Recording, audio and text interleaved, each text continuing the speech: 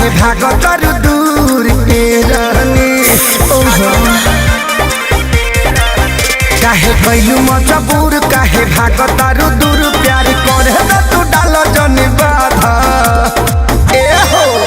अरे पलंग से गिरवाला ए दादा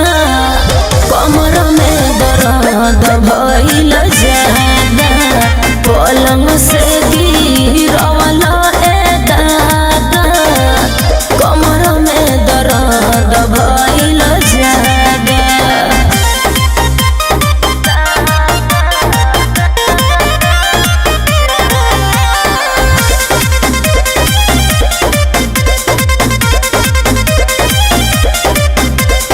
अपने मरद से काहे डरालू काहे इतना भाव तुरानी खालू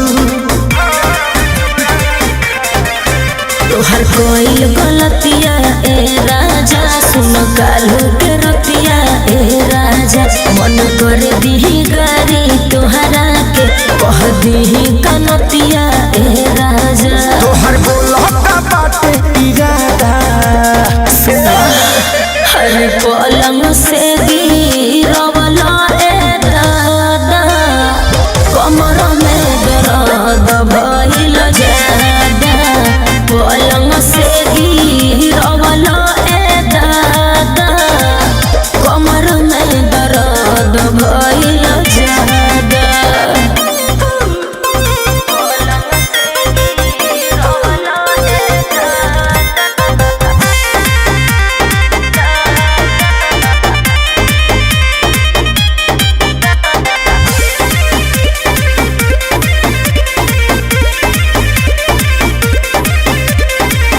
हाथ के तोहर चूड़ी रानी गड़ल झाका झुमर कैलू काम बिगड़ल सुने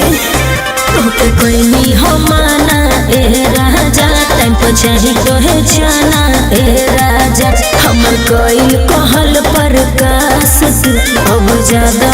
खाना ए राजा सारी संजय कहे चल चल सादा ए हो हर पलंग से गिरवाला ए दादा कमर में दर्द भइल ज्यादा पलंग से गिरवाला ए दादा कमर में दर्द भइल ज्यादा